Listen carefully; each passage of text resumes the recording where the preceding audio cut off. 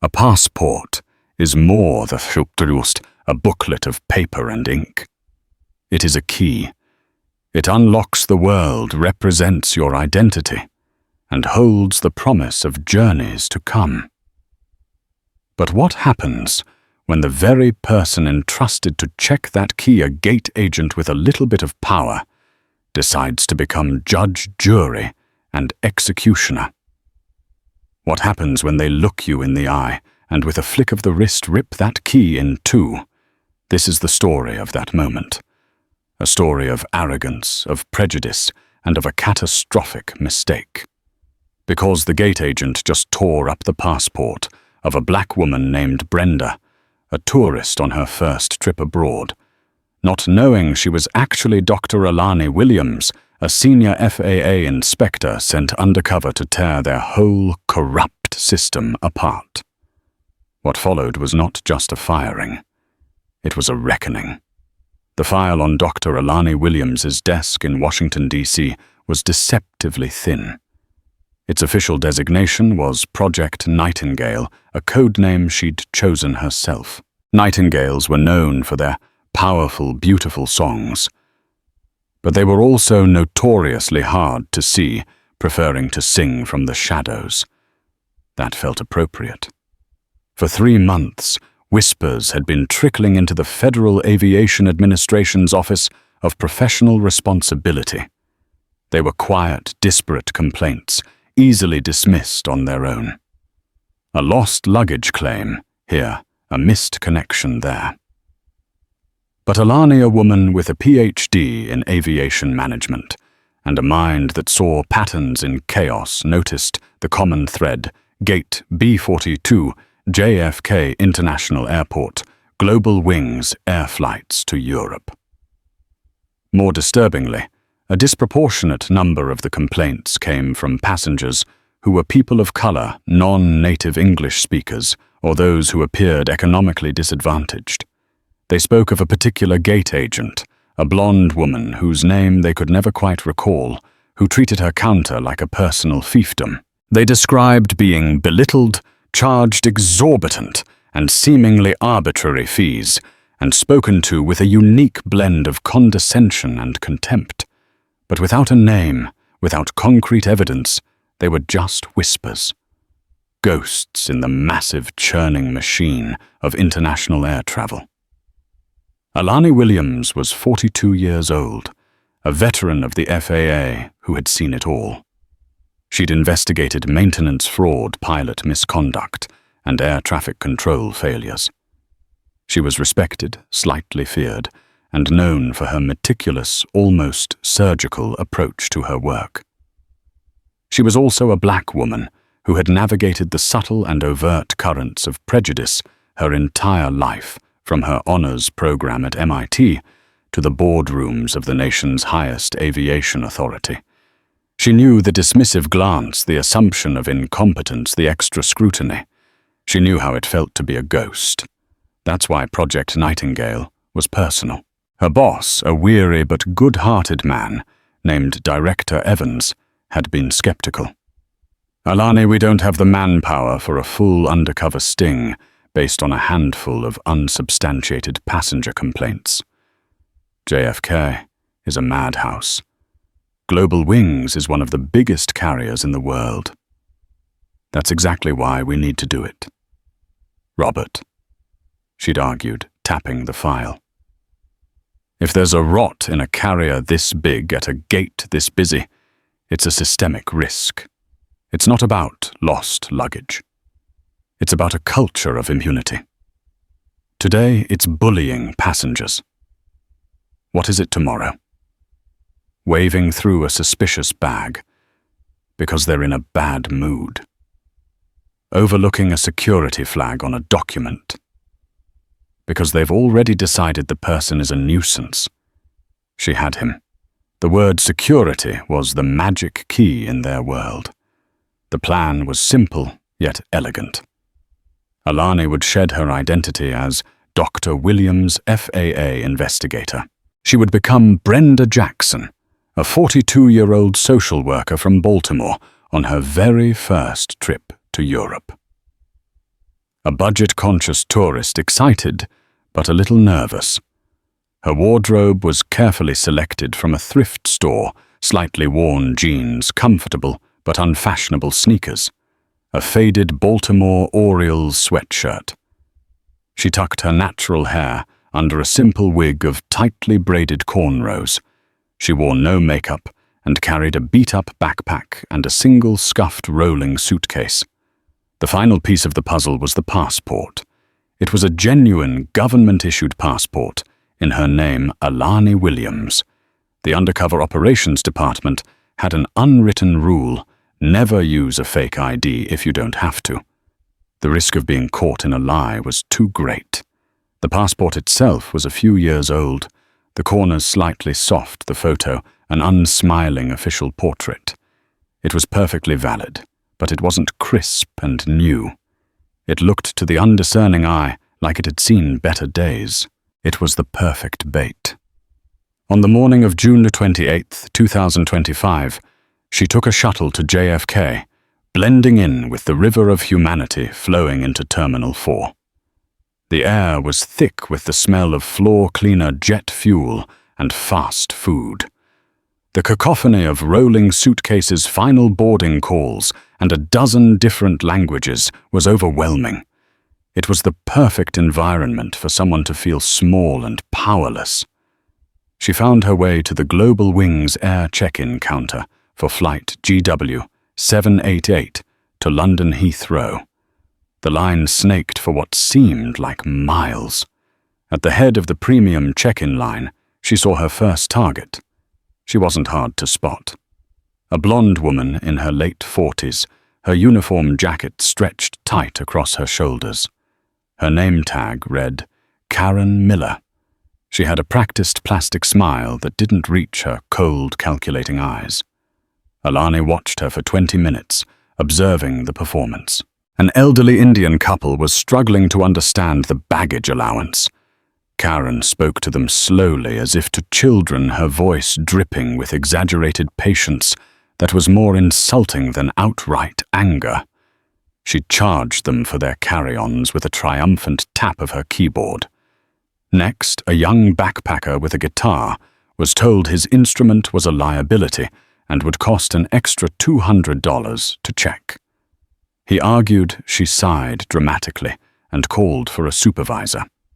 The supervisor, a man named Mark Thompson, materialized. He was in his 50s with a weary, disinterested air. He listened to Karen's one-sided version of the story, glanced at the frustrated musician, and shrugged. She's just following policy, son. Pay the fee or miss your flight. They were a team, a well-oiled machine of petty tyranny. Alani's heart beat a little faster. This was it. The ghost was in the machine. And it was time to make some noise. After another hour of waiting, it was finally her turn. She shuffled forward, placing her worn suitcase on the scale and giving the woman at the counter a hesitant, nervous smile. "Hi, I'm checking in for the London flight," Alani said, pitching her voice a little higher, a little softer. Karen Miller's eyes flickered over Alani's sweatshirt, her backpack, her face, and her hair. The plastic smile vanished, replaced by a flat, bored expression. "Passport," she demanded, her hand outstretched, palm up. Alani handed it over. Karen took it, her thumb rubbing over the slightly frayed cover with obvious disdain.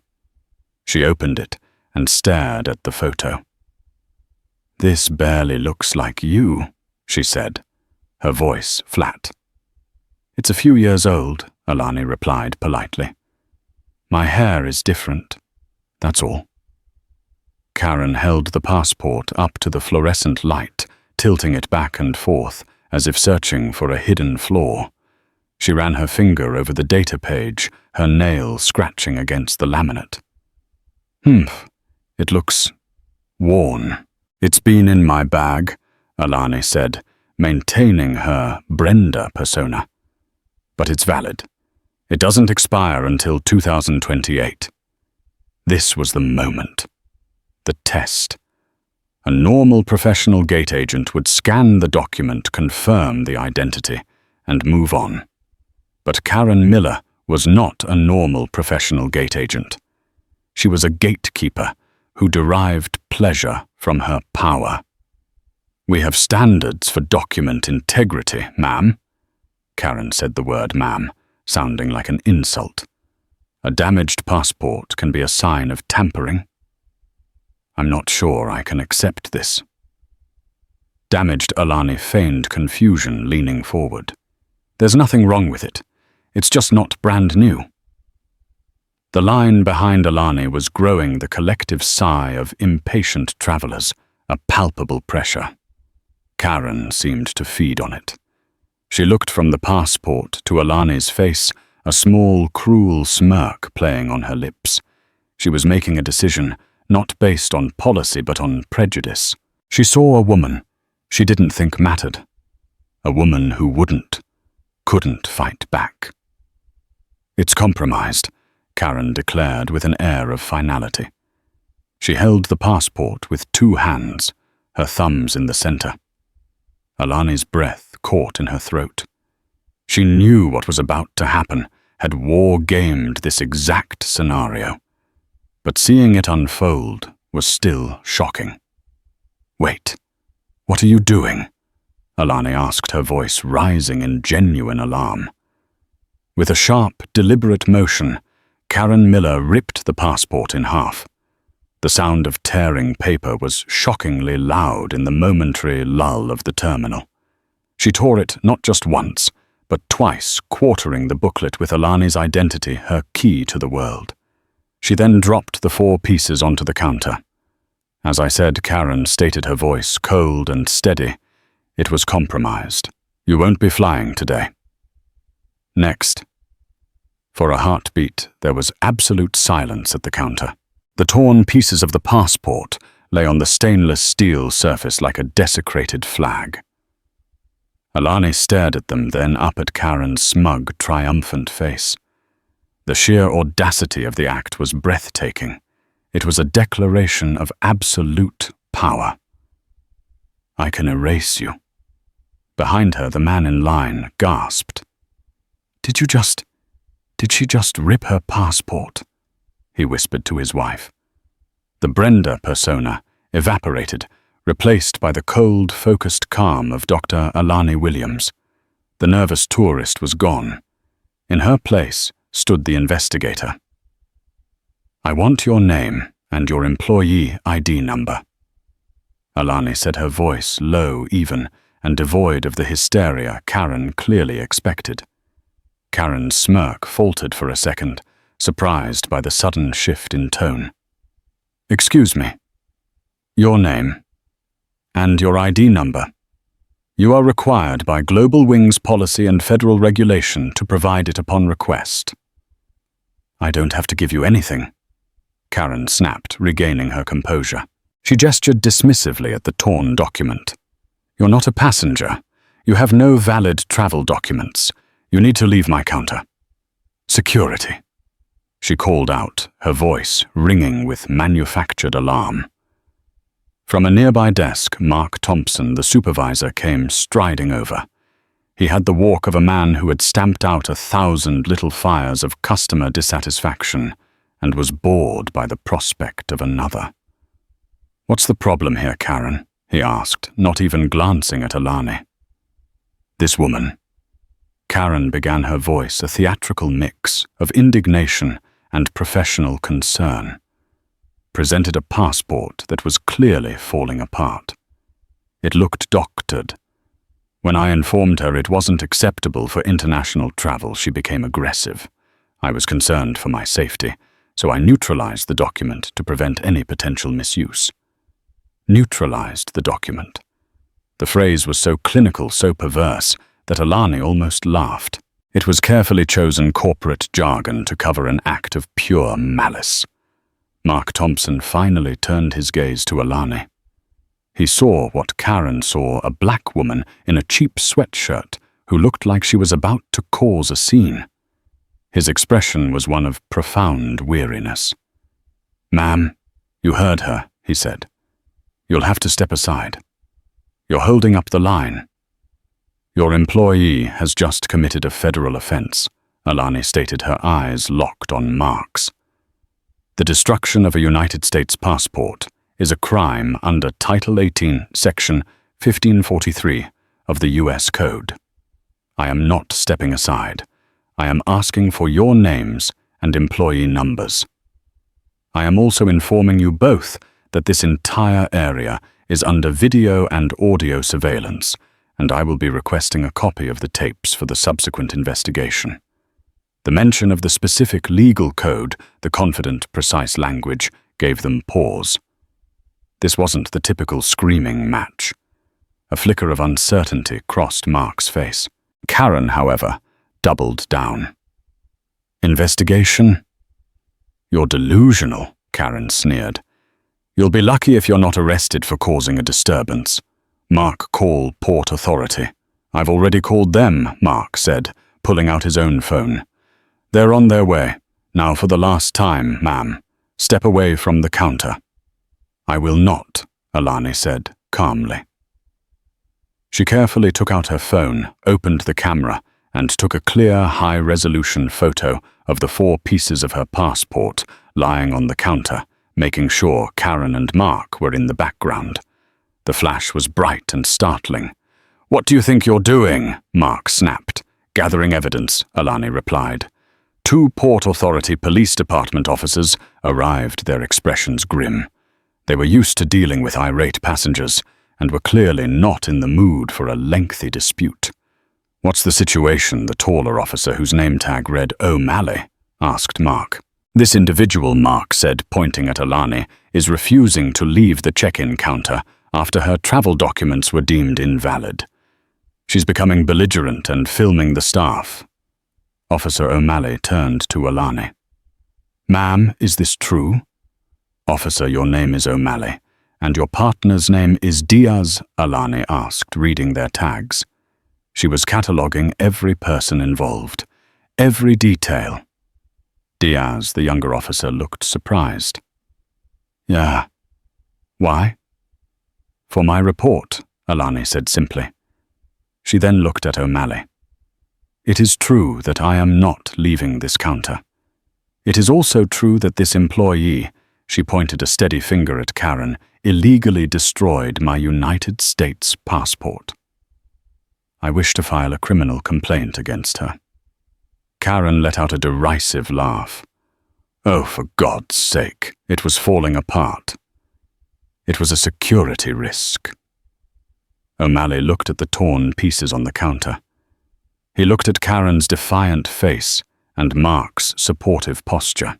Then he looked at Alani, who stood with an unnerving stillness, her gaze direct and unflinching. An experienced cop can smell the difference between a hysterical civilian and someone with authority. He was starting to get a bad feeling. "Ma'am, can I see some other form of ID?" O'Malley asked, his tone shifting from dismissive to cautious. "Of course," Alani said. This was the moment of the turn, the fulcrum on which the entire situation would pivot. She reached into her worn backpack, the one Karen had judged so harshly. She bypassed the wallet containing her Brenda Jackson burner ID and credit cards. Her fingers went deeper to a small hidden pocket sewn into the lining. She withdrew a sleek black leather credential case. She flipped it open. Inside on one side was a holographic identification card with the seal of the Department of Transportation. It featured the same unsmiling photo from her passport, but below it were the words, "Dr. Alani Williams, Senior Investigator, Federal Aviation Administration Office of Professional Responsibility." On the other side was a gleaming gold badge. She didn't flash it. She presented it, holding it steady for Officer O'Malley to read clearly. He leaned in. His eyes widened. He read it again. A low whistle escaped his lips. He looked up at Alani, his entire demeanor transformed. The bored airport cop was gone, replaced by a man who suddenly realized he was standing in the middle of a very, very big deal. "Oh, hell," he muttered under his breath. He took a step back and nudged his partner. Diaz looked at the credentials, and his jaw went slack. Karen and Mark hadn't seen the ID yet. They just saw the change in the officer's behavior. "What is it?" Karen asked, an edge of unease in her voice. "Did she give you a fake ID?" O'Malley turned to look at Karen, his face a mask of stone. He no longer saw a fellow airport employee. He saw a civilian who had just made a career-ending mistake. "Ma'am O'Malley," said his voice now laced with a formal respect that was chilling, addressing Alani. "What do you need from us?" Alani never took her eyes off Karen Miller. "First officer, I need you to ensure that neither Ms. Miller nor Mr. Thompson leaves this area. They are both material witnesses, and in her case a potential criminal suspect. I do not want them communicating with anyone. Their phones should be put away." O'Malley nodded. "You got it."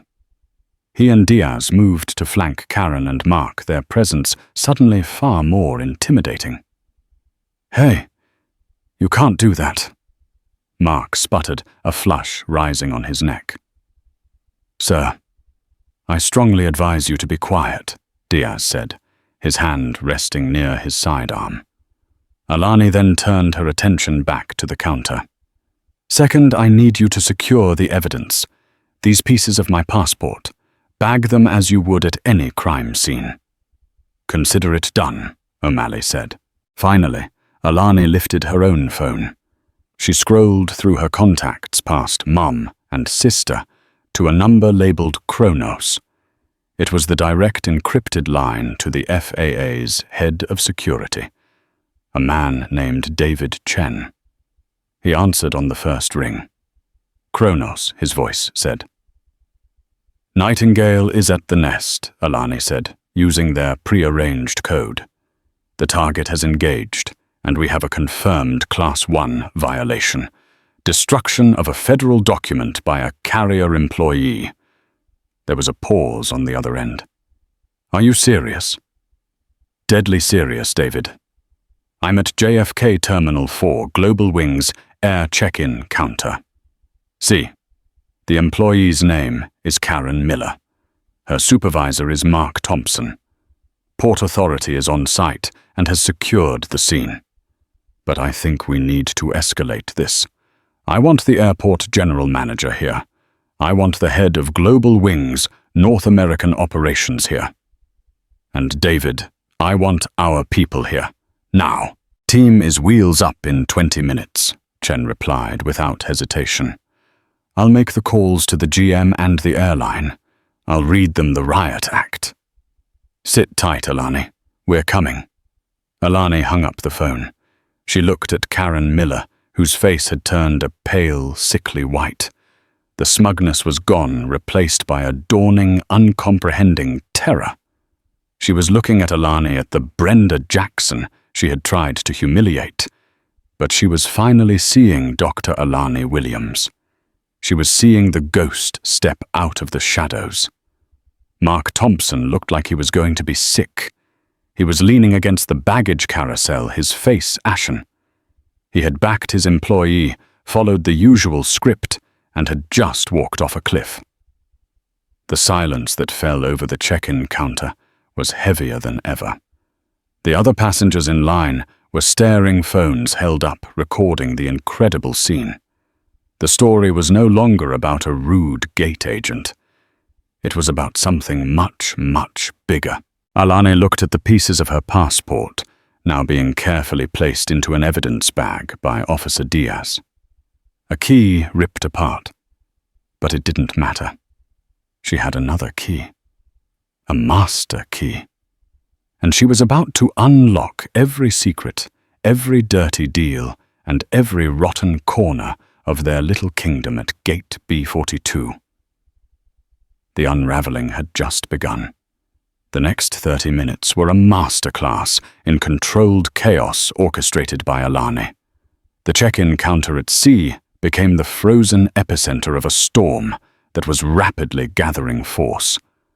Officers O'Malley and Diaz established a perimeter politely but firmly, moving the gawking passengers along and telling other Global Wings employees to remain at their stations. The check-in process for Flight GW 788 ground to a halt. Karen Miller stood stiffly, her hands clenched at her sides. Her mind was a maelstrom of confusion and fear. This was impossible. The woman in the faded sweatshirt was a Fed. It had to be a trick, a scam. But the deference from the Port Authority cops, the cold authority in Alani's voice, the mention of Kronos and Nightingale, it all felt terrifyingly real. She kept glancing at Mark, looking for guidance, but he was useless. He was staring at the floor, sweating profusely, his career flashing before his eyes. He had enabled Karen's behavior for years, enjoying the quiet life it afforded him, never having to deal with difficult passengers because she scared them all into submission. He had seen her rip up a discount voucher once and a boarding pass another time. But a passport. He had walked into a trap of her making. The first to arrive was the airport's general manager, a harried-looking man named Richard Sterling. He had been pulled out of a high-level budget meeting, and his face was a mixture of annoyance and anxiety. He saw the police tape a precaution. O'Malley had taken on his own initiative the frozen scene, and zeroed in on the woman in the simple sweatshirt, who seemed to be in command. "I'm Richard Sterling, the GM. What in God's name is happening here?" I was told there was a security incident involving an FAA agent. Alani met his gaze. "I'm Dr. Williams, Mr. Sterling. The incident is not just a security matter. It's a criminal one." She gestured towards Karen.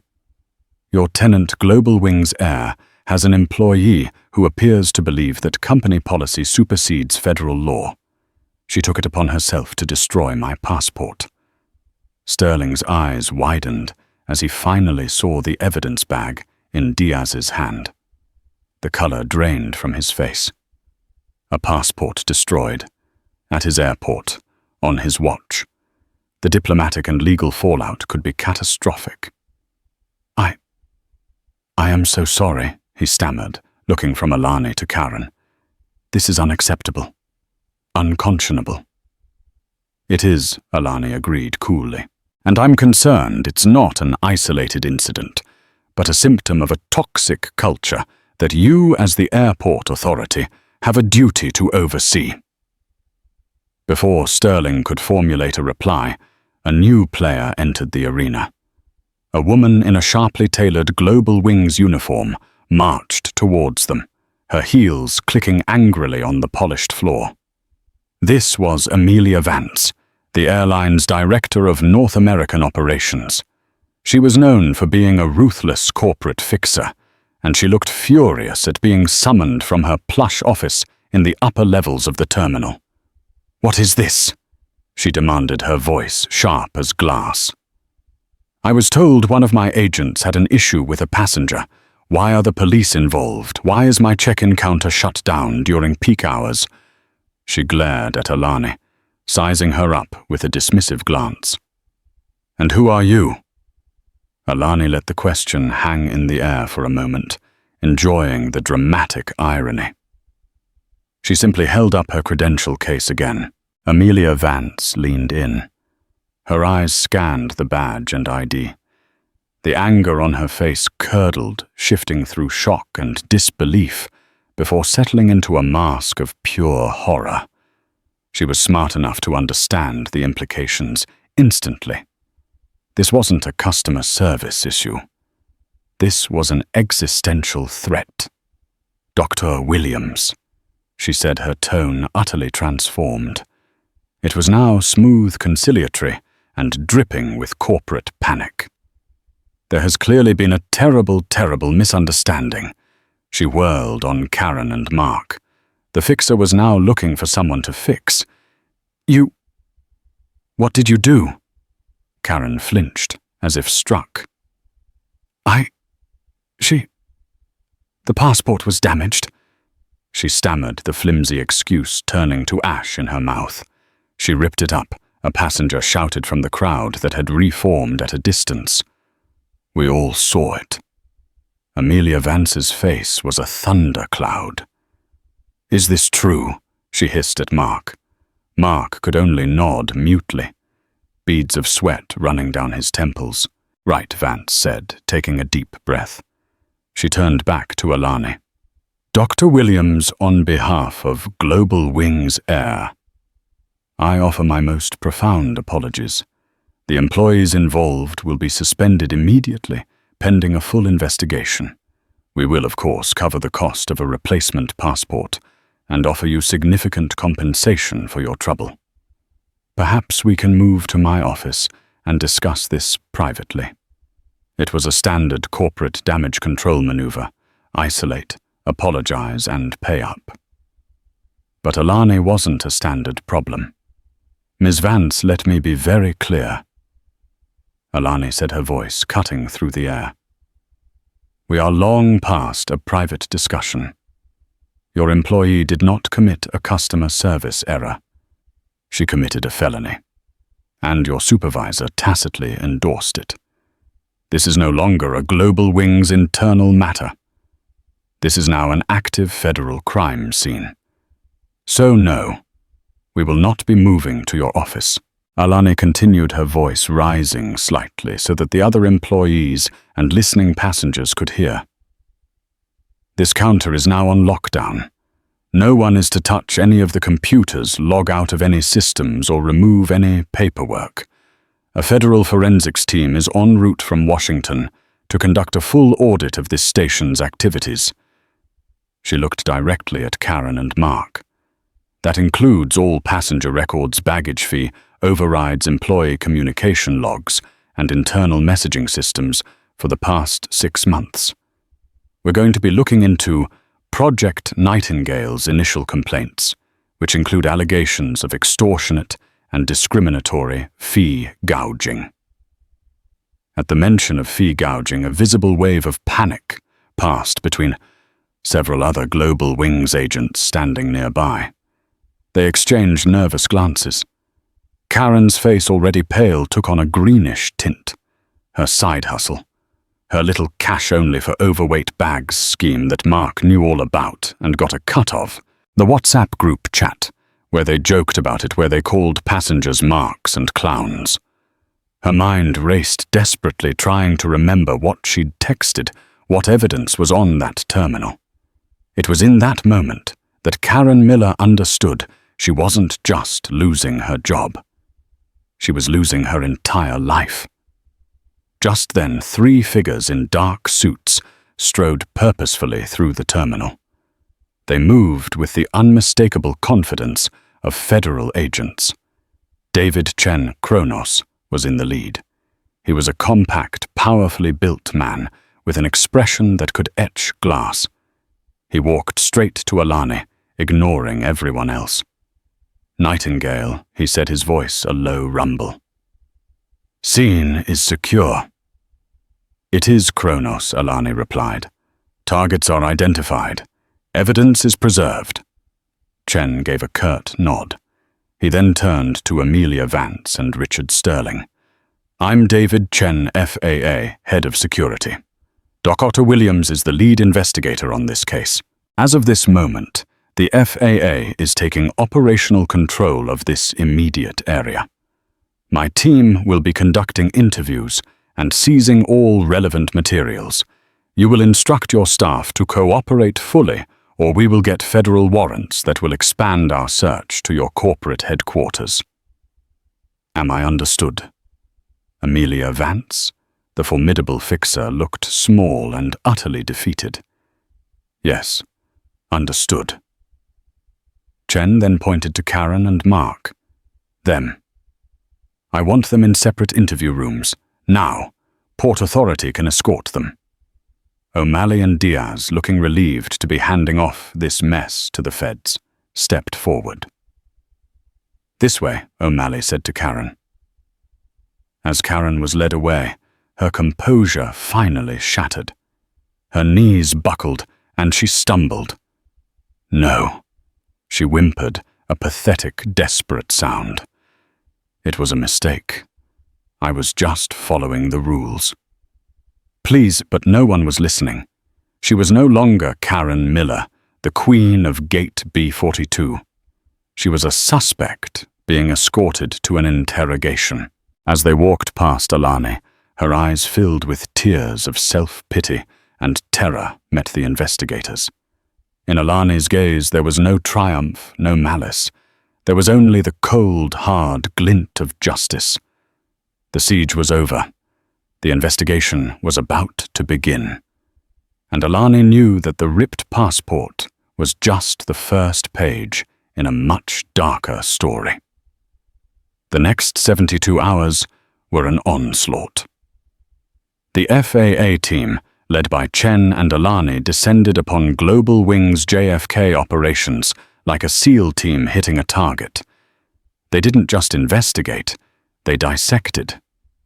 The check-in counter was taped off like a tomb, and the forensics team, clad in polo shirts with FAA emblazoned on the chest, created perfect mirror images of every hard drive from the terminals Karen and her colleagues used. Alani set up a command post in a sterile, windowless conference room that Amelia Vance had reluctantly provided. On the wall, a whiteboard quickly filled with names, dates, and arrows connecting boxes of information. Project Nightingale was no longer a whisper, it was a roar. The interviews began with the peripheral employees, the other gate agents who had watched Karen's reign for years. Most were defensive, terrified of losing their jobs. They offered practiced, vague answers. Karen was strict, but fair. Mark was a hands-off manager. But Alani and her team were experts at finding the cracks. They found a junior agent, a young man named Leo, who was only 6 months on the job. He was terrified, but he was also genuinely disgusted by what he had seen. She called it the tourist tax. Leo said, his voice barely a whisper, as he sat across from Alani in the interview room. If someone looked like they didn't know the rules, or if they didn't speak English well, she'd find a reason to charge them. Overweight bag, extra carry-on seat selection. She'd tell them the credit card machine was down, and they had to pay cash. "And where did this cash go?" Alani asked gently. "Into a separate drawer in her station. At the end of the shift, she and Mark would reconcile it," he said, using air quotes. "I saw him slip her a $100 bill once. He called it her performance bonus." This was the linchpin. It wasn't just prejudice. It was a coordinated criminal enterprise. The ripped passport wasn't an isolated act of anger. It was the lashing out of a predator whose routine was questioned. While the interviews were chipping away at the human wall of silence, the digital forensics team hit gold. They decrypted the employee-level WhatsApp group for the JFK Global Wing's ground crew. It was a cesspool. They found memes mocking passengers. They found photos secretly taken of sleeping travelers, captioned with cruel jokes. And they found the financial discussions. Karen Miller, 10 to 15 p.m., scored a 300 from that family with the 5 bags. They looked like they just fell off the turnip truck. Mark Thompson, 10 to 17 p.m. Nice. Put it in the usual spot. We'll square up Monday.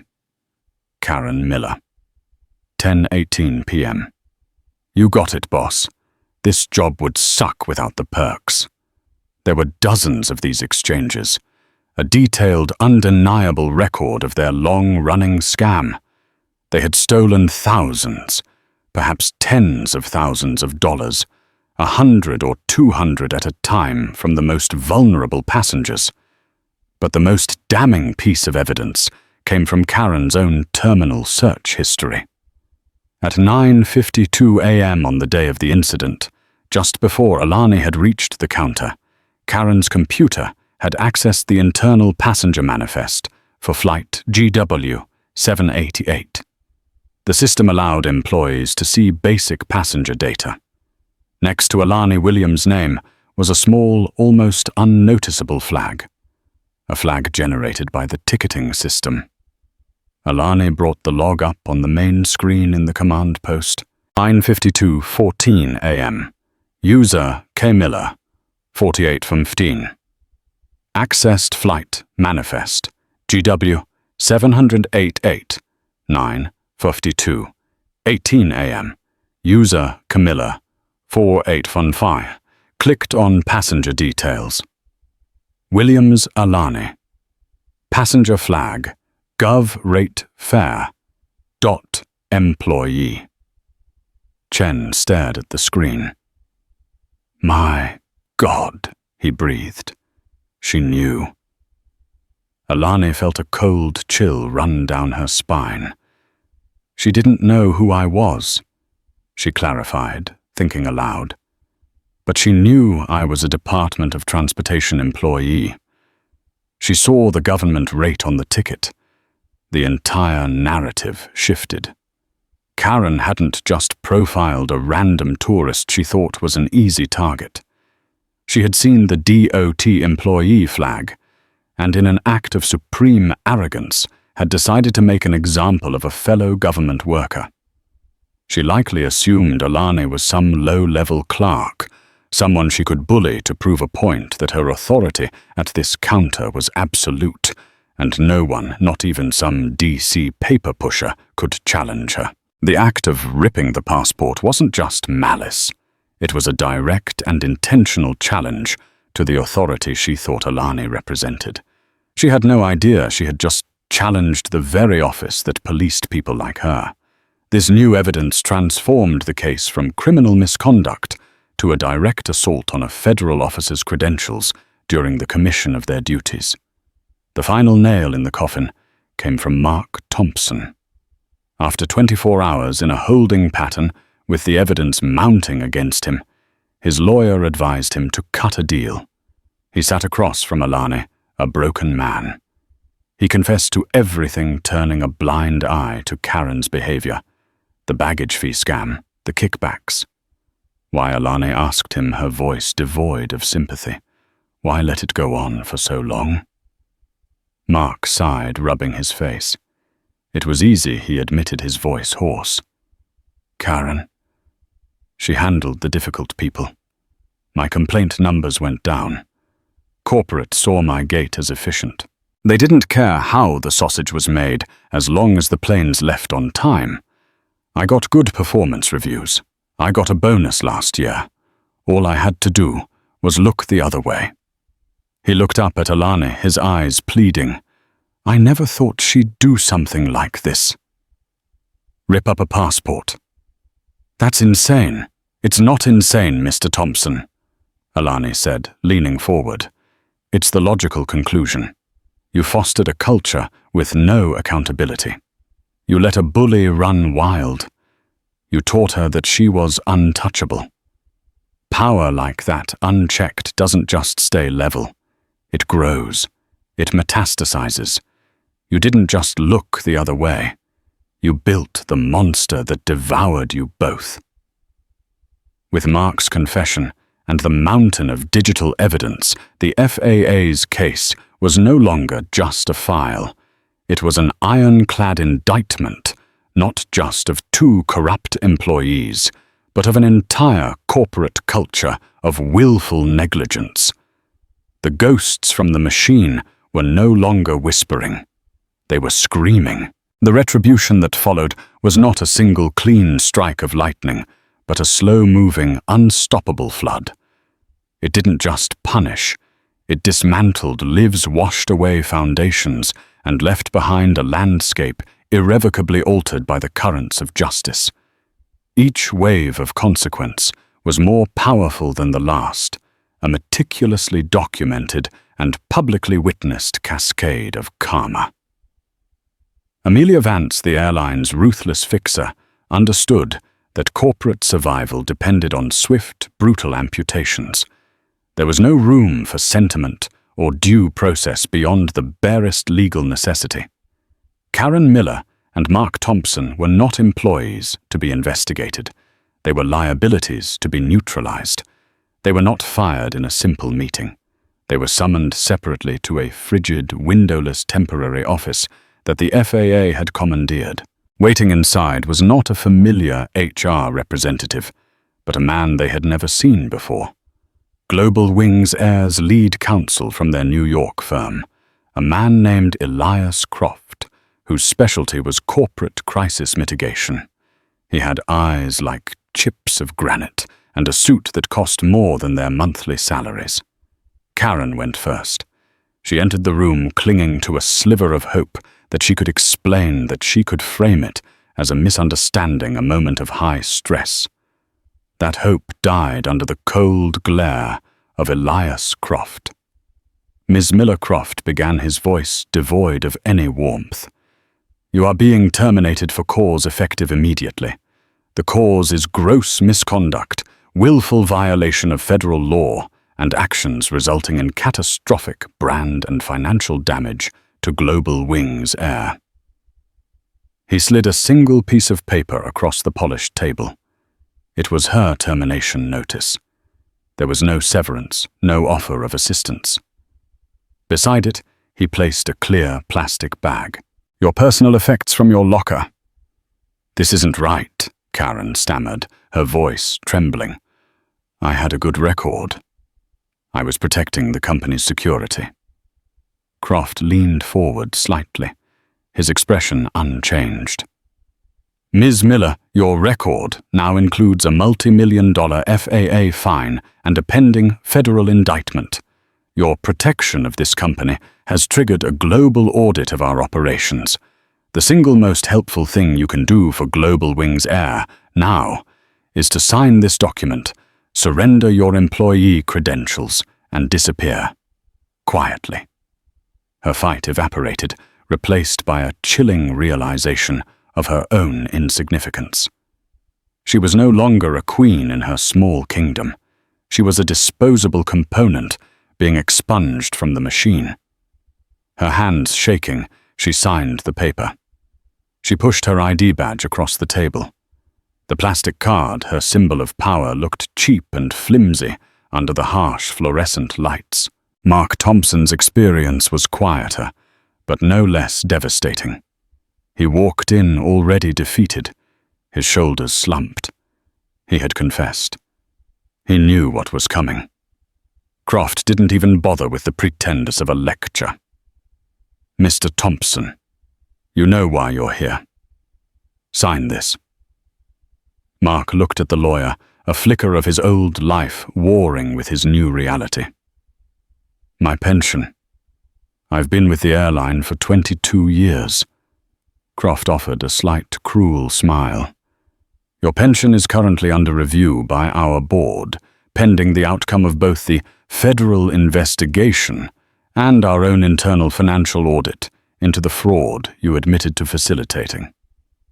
I wouldn't be optimistic. Your badge, please." Mark slid it across the table. It was the end of his career, executed with the sterile precision of a corporate guillotine.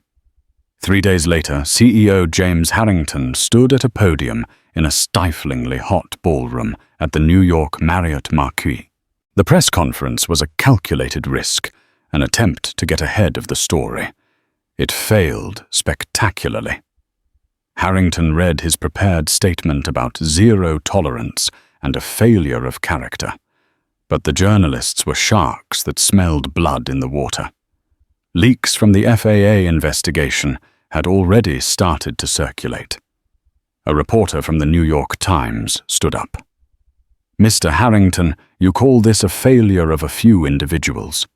Yet our sources indicate that at least a dozen formal complaints, specifically naming Karen Miller for aggressive behavior and questionable fees, were filed with JFK management over the past 2 years. Were you aware that Mr. Thompson, her supervisor, personally signed off on dismissing every single one of them? Harrington's face tightened.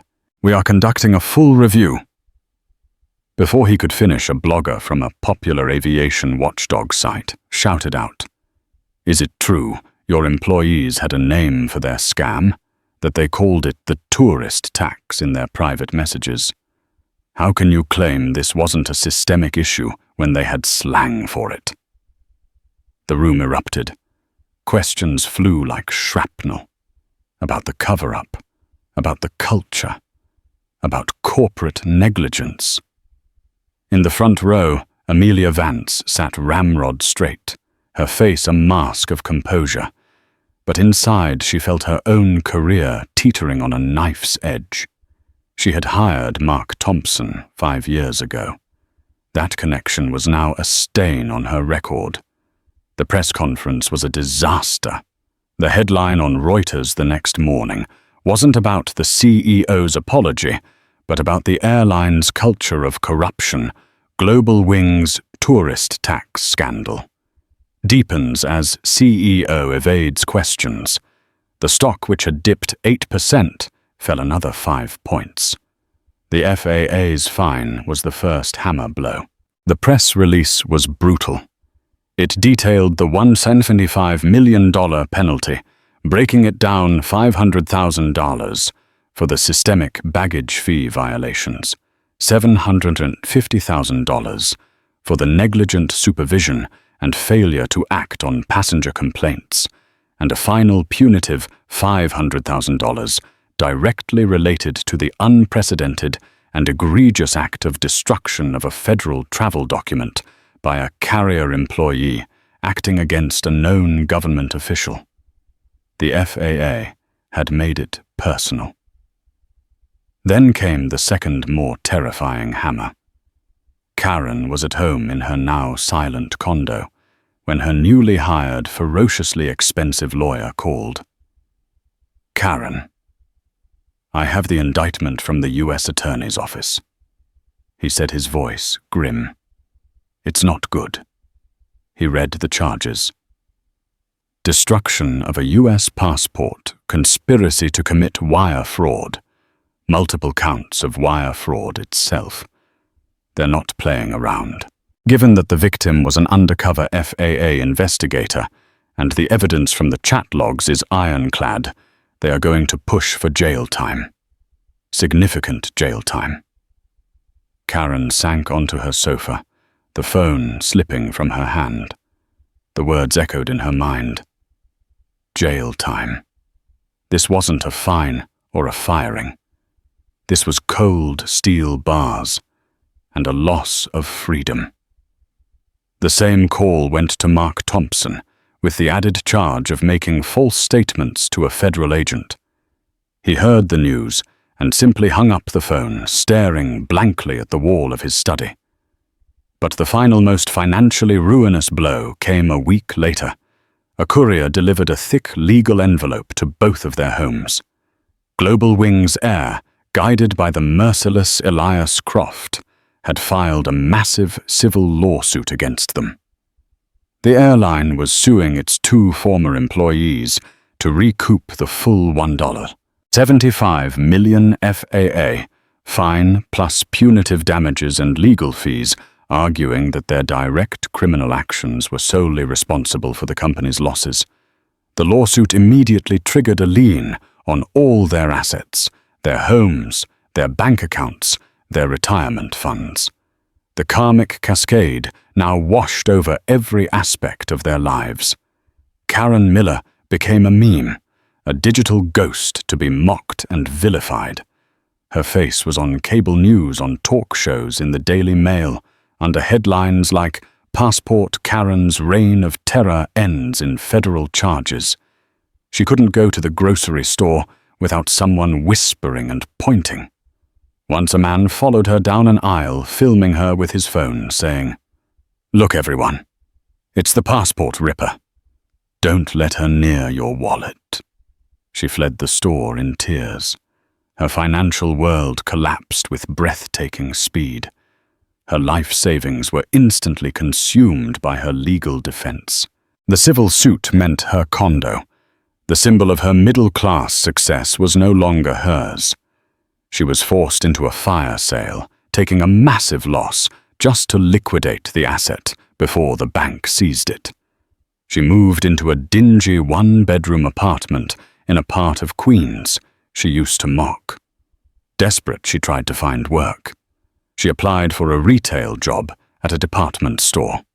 The hiring manager was friendly until she got to Karen's name on the application. The manager's eyes widened slightly. "I'll, have to run this by corporate," she'd said. Karen never got a call back. Her name had become poison. For Mark, the ruin was quieter, but deeper. The public scorn was one thing, but the private shame was another. His wife of 25 years, Susan, confronted him in their kitchen, holding a copy of the newspaper. "I read the whole story, Mark," she said, her voice shaking with a rage he had never seen. "They called it the tourist tax. You took money from people who couldn't fight back. You let that horrible woman torment people. And when a federal agent was standing right in front of you, you lied to her face to protect your little scam. For what? For an easy life. For a bonus. Susan, Don't," she cut him off, her eyes welling with tears of disgust. "The man I married had a conscience. I don't know who you are anymore." 2 weeks later, she filed for divorce. He had not only lost his career and his savings, he had lost the entire moral architecture of his life. The final exquisite twist of the knife for Karen arrived by mail. It was a flimsy computer-generated letter from a third-party collection agency. It stated that as per their civil suit, they were collecting a debt on behalf of Global Wings Air for expenses incurred due to her actions. It was an itemized bill for Dr. Alani Williams's ordeal, one last-minute full-fare ticket to London on another airline, one emergency passport replacement fee, and miscellaneous travel disruption costs. The total was £2,845.17. Her grand act of power, the ripping of the passport, had been reduced to a pathetic, humiliating bill she had no way to pay. 6 months later, Dr. Alani Williams walked through JFK's Terminal 4, her rolling bag gliding silently behind her. She was on her way to an aviation conference in Geneva, dressed in a tailored blazer, the picture of professional authority. She paused by the Global Wings check-in counters. The change was palpable. Large, clear signs in multiple languages detailed baggage policies. A passenger bill of rights was prominently displayed. She saw an agent leave his station to help an elderly couple lift a heavy bag onto the scale, a small act of kindness that would have been unimaginable under the old regime. She saw Leo, the young agent who had spoken up. He wore the red jacket of a shift supervisor now. Their eyes met across the bustling terminal. He gave her a subtle, grateful nod. She nodded back, a silent acknowledgement of their shared role in the sea change. She got in line. When her turn came, a bright-eyed young woman greeted her. "Good morning, ma'am. Heading to Geneva today?" the agent asked with a genuine smile. "I am," Alani replied, handing over her new crisp passport. The agent took it carefully, almost reverently. She scanned it, typed a few things into her computer, and smiled again.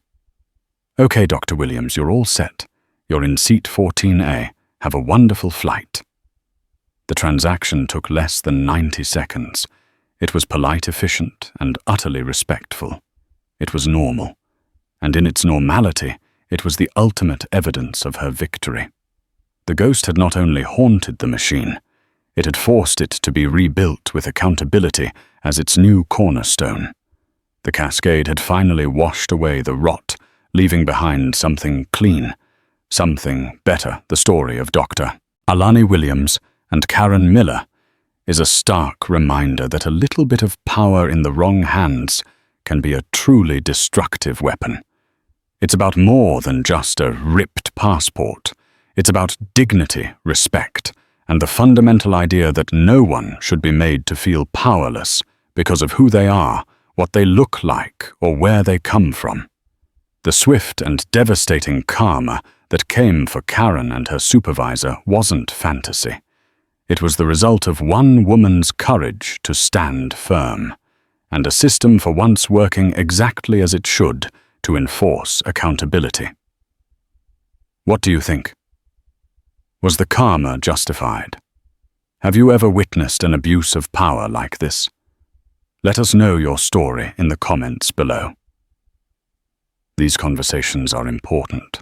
If you believe that accountability matters and that stories like this need to be told, please help our channel by hitting that like button, sharing this video with someone who needs to see it, and most importantly, subscribing and turning on notifications so you don't miss our next deep dive into real-life drama and justice. Thank you for listening.